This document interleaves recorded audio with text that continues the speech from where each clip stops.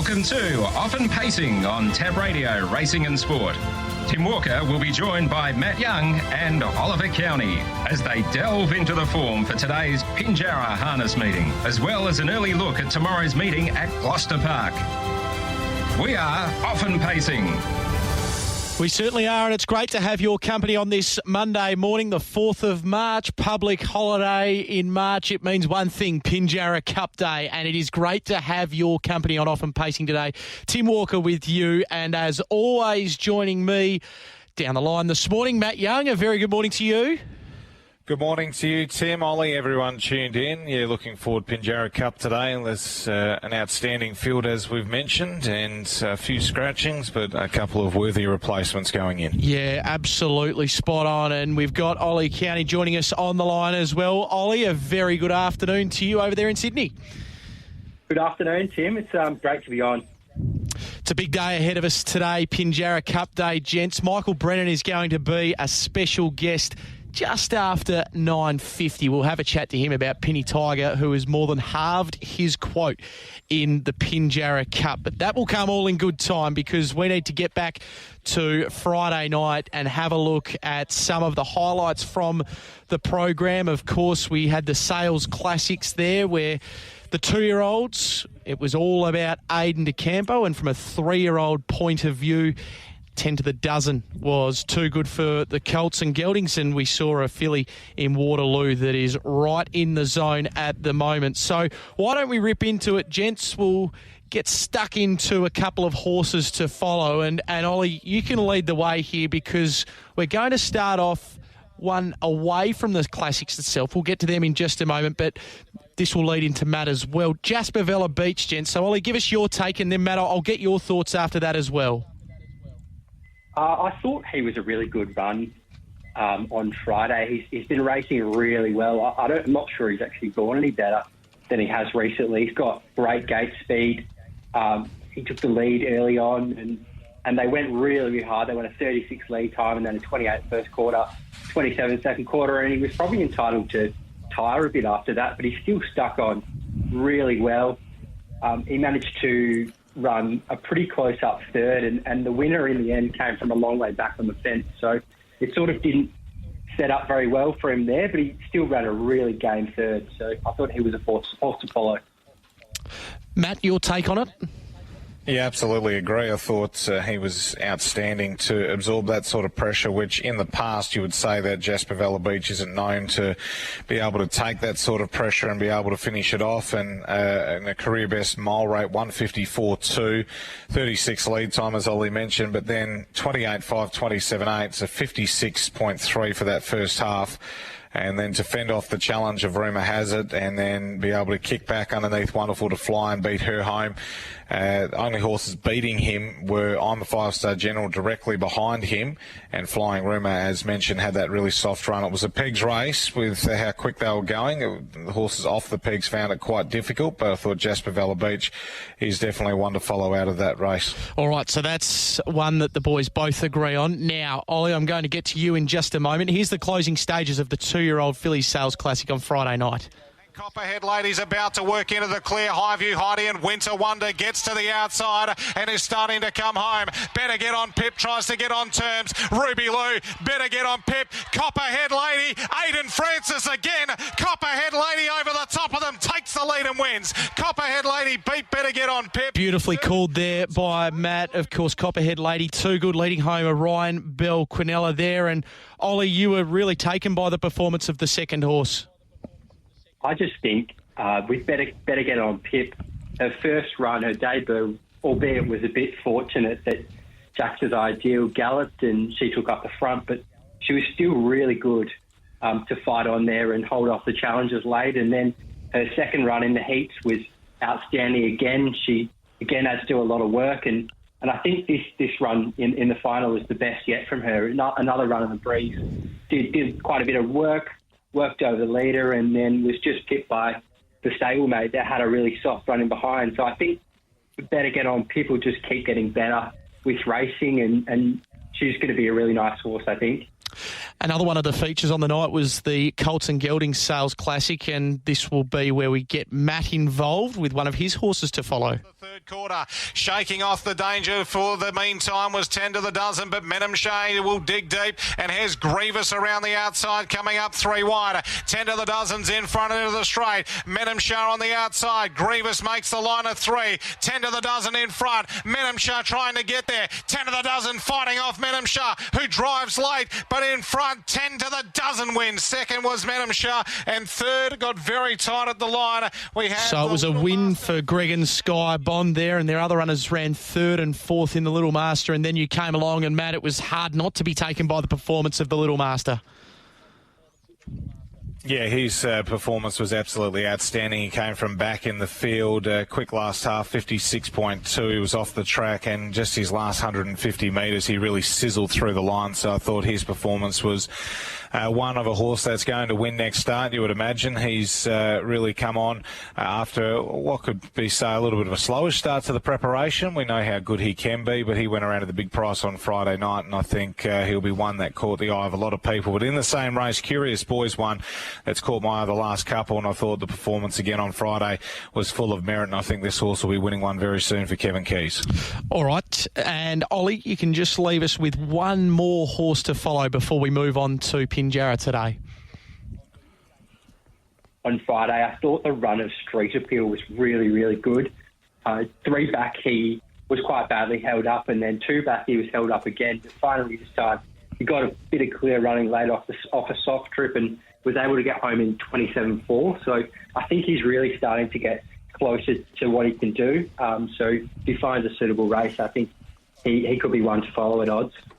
All right, so that is Jasper Vella Beach, Better Get On Pip, Street Appeal for Ollie, Jasper Vella Beach, the Little Master, Curious Boy, and Post Game, the horses to follow for Matt. All right, let's move into our Pinjarra preview. And before we go through and find the best bets for today, it does pay to listen to this segment. So we found our Adelombo under the stars, Rich American, among the winners last week. So make sure you jot these down, what the boys are about to deliver to you this morning. So we'll go through your 3, Matt, then Ollie, your 3, before we have a look at the Pinjarra Cup this afternoon. And Matt, you're going to go to race 2 to give us your first best for today.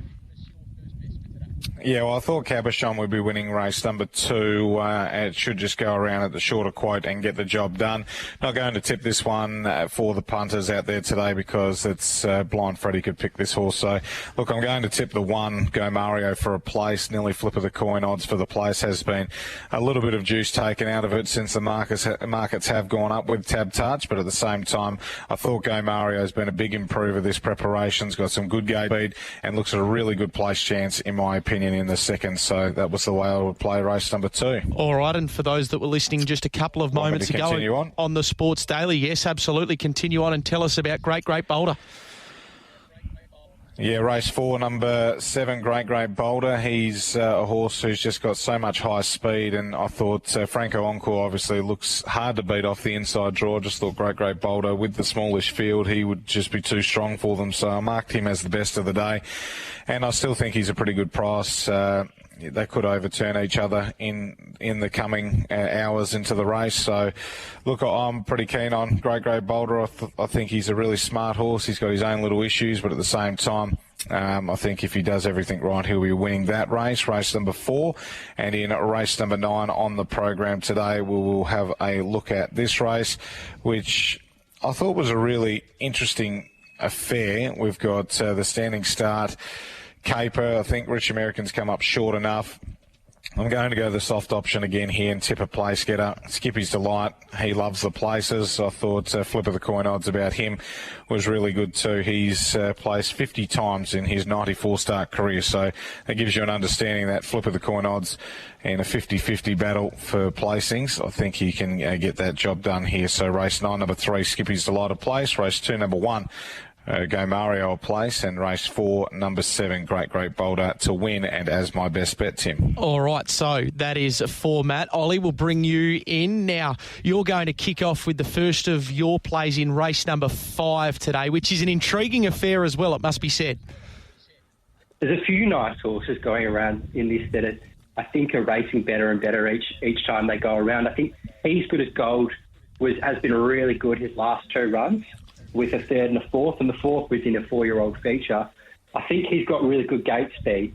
So that'll give a really good run to Mungatahi, who I think was super first up when he had to work early to keep Louis Rouge out from leading, and then got onto his back and was really good there to finish off late over the top. So I think off a soft run here, he can finish over the top if he's good as gold up the sprint lane.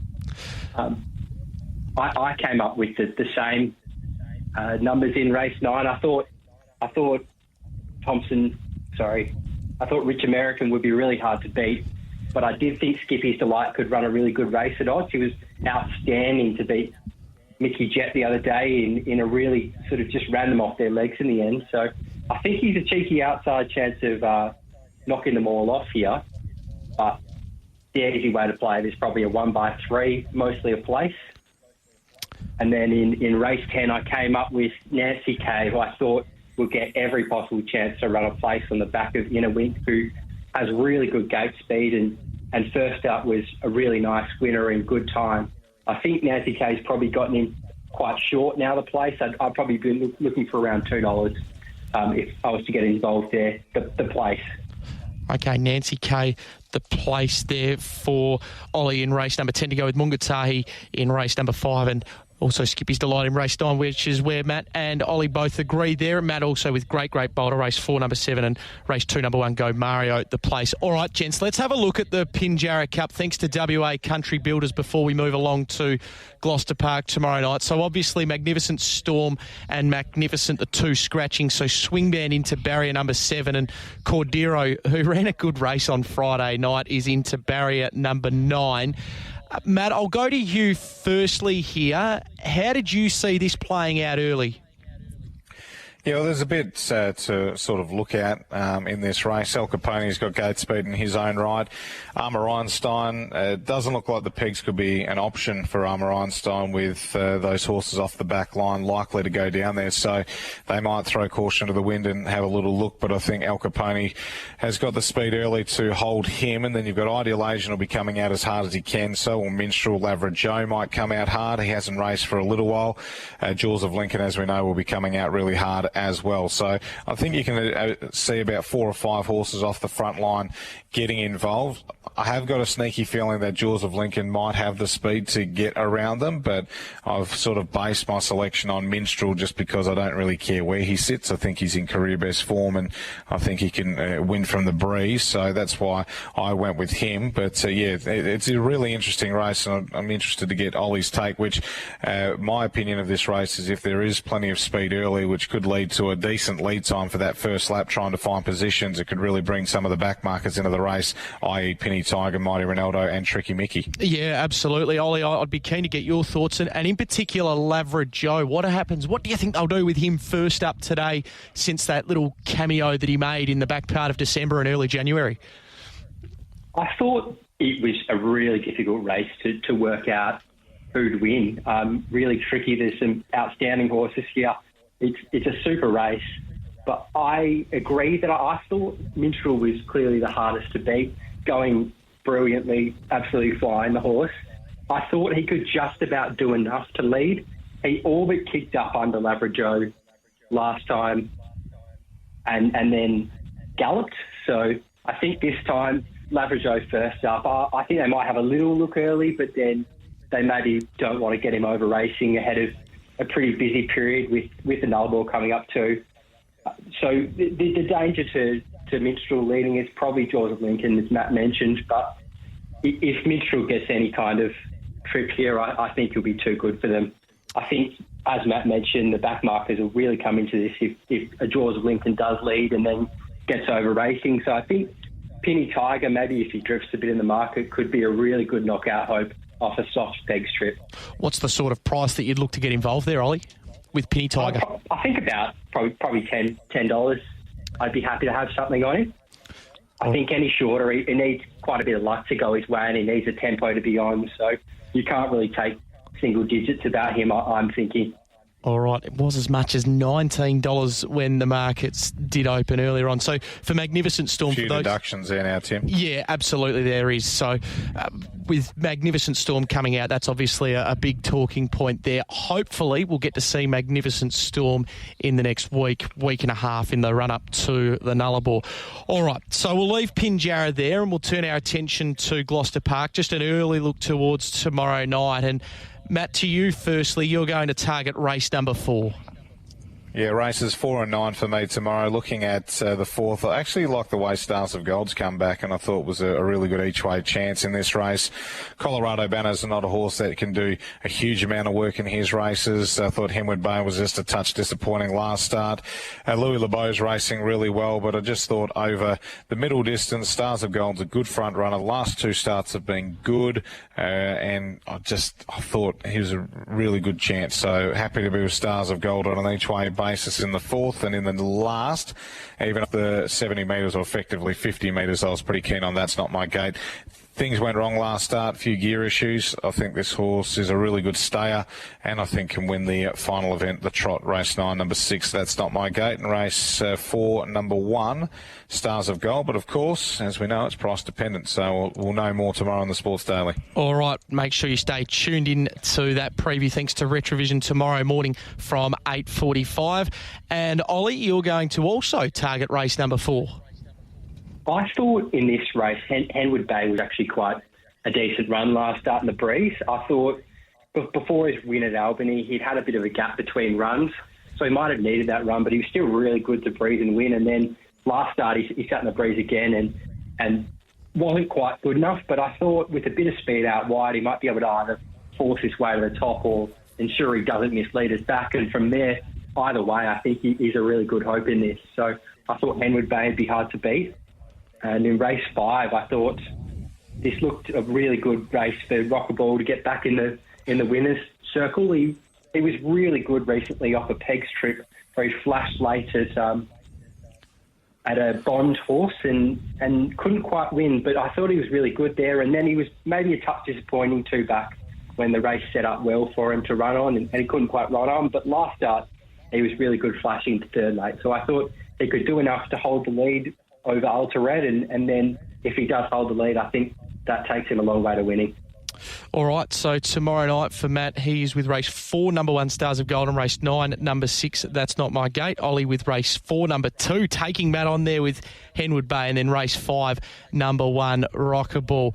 All right, well, Matt, of course, today we'll be able to see all of your coverage of Pinjarra Cup Day on the Trots WA X page. There'll be plenty of interviews and, of course, plenty of build-up to the feature race itself, the Pinjarra Cup, the $50,000 Pinjarra Cup.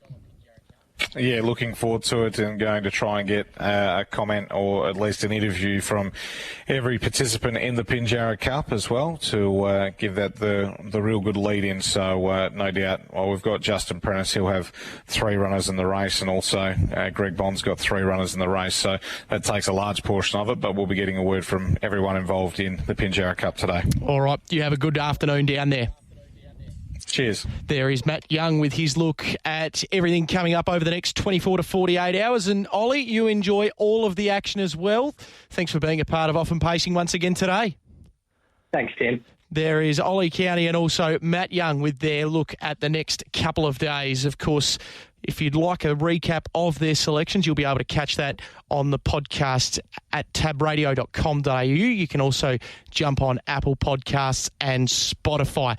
Stay tuned to Often Pacing, because on the other side of the break, he's got Pinny Tiger in the Pinjarra Cup this afternoon. Michael Brennan is going to join us to give us the very latest there. You're on Often Pacing on this Monday morning. On Tab Radio, Racing and Sport, this is Often Pacing. And then Al Capone around the turn. He's holding Pinny Tiger back. It leads Franco Ecuador. And then Classic Choice and Armour Rhinestone. Pinny Tiger clear. Franco Ecuador is trying very hard. Pinny Tiger the leader. Franco Ecuador won't get there, and Pinny Tiger does it all the way by 4 metres to Franco Ecuador and 6 metres Al Capone. 2 metres away. That was the last start performance of Pinny Tiger last Friday week at Gloucester Park, able to beat Al Capone and also Franco Ecuador on that occasion. He'll meet with Al Capone once again in this afternoon's $50,000 WA Country Builders Pinjarra Cup. And it's great to have Michael Brennan with us on the line. A very good morning to you, Michael. Morning, Tim. How are you, pal? We're going very, very well in here. Of course, it's a big afternoon on the way. We've got a lot to look forward to with Pinny Tiger going around in the $50,000 event today. How's he going? Yeah, super, Tim. Couldn't be happy with him, mate. We can't do any more now. Sort of pretty much all up to Vokey from here. It's a tricky little draw, but it's an ideal draw for a horse like him. Yeah, absolutely. It is so tricky, ideal. It's all packaged up in one there. When you first saw it, what was your immediate reaction and seeing what's going to happen, what may happen on the front line there? The first reaction was better than 12. Yeah. But look, Al Capone's got enough gate speed to hold most of them, I would have thought, and probably Ryan just picks the one he wants to sit on. At worst, we're probably going to be full-back defence, but we know at Pinjarra and these Pinjarra Cups, they're generally high-tempo races where they do fan, and, this is a horse that he just takes gaps. He loves charging through holes, so... just hopefully the gaps open up for him somewhere between the 400 and the 200. And just the way that he is going at the moment, of course, it feels like that Sydney campaign last year is going to be the making of this horse, and that he can now really become a consistent free-for-all a week in, week out. Is that the way that you view it as well? Yeah, absolutely, mate. He, last prep, nothing sort of went right. We had to rush him back because they changed the dates for the PACING Cup, and then it just... Yeah, we're having to do things that we didn't really want to do. Whereas this time in, we've been able to just give him a real good base, drive him the way that we think's best for him, just to continually build throughout his prep. And he hasn't had the earplugs pulled yet, so that's been ideal in the first 3 runs for him. So he's getting close to peak fitness, and to be honest, I don't think the horse has ever been better. That is good to hear. We're having a chat to Michael Brennan in the build-up to Pinny Tiger running in this afternoon's WA Country Builders Pinjarra Cup. So talk about him not going any better and working towards peak fitness. Are you expecting that he'll be at that peak fitness, if not today, maybe in the next couple of starts, and hopefully building up towards the Fremantle Cup launching pad? Yeah, I think so, mate. He's, as I said, he's had a really good base this time. So, we don't have to do much between runs with him because he's such a natural athlete. And he looks magnificent. He's developed again. He's a big, strong, powerful brute. And, and I think he's just that little bit more mature now too. We saw him, the last start, just be able to run the gate and then just back right off and settle and relax. And, and he's even better in behind when he's got a helmet to follow. He's super relaxed. And then, when those gaps open up, then he's got that. He hasn't expended the energy to then let down with. I think he's one of the fastest point-to-point horses in the state. All right, that is a good report on Pinny Tiger, who goes around in the Pinjarra Cup today. In your mind, has the market got it right? Minstrel the hardest to beat? Oh, definitely. Yeah, obviously it's a real shame that Stormy's not there. I'm a harness racing fan first and the trainer second. You just love seeing those good horses to go around, and hopefully he'll be back very soon. So that's taken a little bit of a gloss away from the Cup, but in saying that, it's a really, really, really good race. There's not a horse going better than Minstrel at the moment. He's obviously the one to beat. It'd be almost a fitting result, wouldn't it? Pinny Tiger winning a Pinjarra Cup. It just seems a match made in heaven. It does, doesn't it? And especially considering, the likes of Kim Tucky and Dave Cabassi, and even myself and Vokey have all been on the committee at the Pinjarra Harness Racing Club. So, I think hopefully the racing gods are shining on us, and there's a big Pinjarra base of owners in this guy. So, hopefully it does seem very fitting that hopefully he can just run his best race and get some luck. All right, a couple of each-way chances as well, other each-way chances as well on the program. The first of those, Under the Stars, who's come back in good nick in race number 5. This is a good race, and we were just speaking to Ollie and Matt about it. If a bit of luck goes Under the Stars' way, is there any reason why we couldn't see another win on the board here? No, definitely not, Tim. He's airborne this time. He's a big dopey bugger, and it's taken a little while for the penny to drop, but it's certainly dropped this time in. He can't be any more impressive than he has been. Be interesting to see what Shannon does with He's Good as Gold, whether he decides to sit on us and put Mungatahi 3 back the fence at Pinjarra. or whether he wants to hold the front, and how aggressive Vokey is. I'll once again leave it up to Vokey. He knows the horse as well as I do, so he's definitely an each-way chance in that race for sure. And what about Miss Boudica in race number 6 as well? Again, a tricky assignment that's in front of her, but looks to have come back in pretty good nick. Yeah, first up run was really good. Second up had no luck at all. But yeah, does look like there's probably a little bit of speed early in that race. She loves Pinjarra. She loves the big open spaces there, and it gives her a chance to balance up and wind up into a race. So the smaller field suits. There's only 9 in it now. So if she can get a good trail into the race, she'll be the one storming home late. She showed that in that lightning lap race. She's quite tough, and she has still got a little bit of speed in them old legs. So if the race is run upside down, I think she'll be playing a really big part in the finish. If it's tempo related, then she's probably going to struggle a little bit because she's going to be coming from last. All right, well, good luck today. Hopefully we can see Pinny Tiger make the most of the gaps when they do present this afternoon in the big one, and it'll be great to see him get a win on the board. He certainly looks to be going as well as ever, and listening to you this morning, I don't think there's any reason to think otherwise. Thanks for your time today. Thanks, Timmy. I just wanted to send a special shout-out to Matty Young. I thought his calling on Friday night was absolutely outstanding, mate. The industry's in real good hands when we've got guys like Matty in it. So I was really proud of him as one of his mates to hear the way he called those Group 1 races. And, so just kudos to Matthew. Good job, well done, son. Yep, echo those sentiments on a big night. He certainly rose to the occasion, did Matt Young, and clearly I'm a little bit biased sitting alongside him and working alongside him each and every Friday morning and also Monday morning here on the Retrovision Gloucester Park preview and often pacing, but absolutely echo those sentiments. Going along beautifully as Matt Young and tipping winners galore. There is Michael Brennan with us on the program. All right, that brings us to the end of often pacing on this Monday morning. Hopefully there's a winner in among it for you today at Pinjarra. Of course, Matt with race 2, number 1, place heavy there. Race 4, number 7, Great Boulder, his best. Also keen on Skippy's Delight, the place in race number 9. Ollie keen on Mungatahi, race 5 at number 8. Nancy Kay, the place in race 10, and he's echoing the sentiments of Matt Young with Skippy's Delight there. We'll be back again next Monday morning. We'll have Matt and Ollie on the program. I'll be away for a couple of weeks, so Matt and Ollie will still be on the program to find you all of the winners, and I'll look forward to having your company again in a couple of weeks' time here on Often Pacing. Enjoy Pinjarra Cup Day today, and, of course, Gloucester Park tomorrow night. A busy week of harness racing ahead. That's been Often Pacing. We'll catch you again next week. What are you really gambling with? For free and confidential support, visit gamblinghelpline.org.au.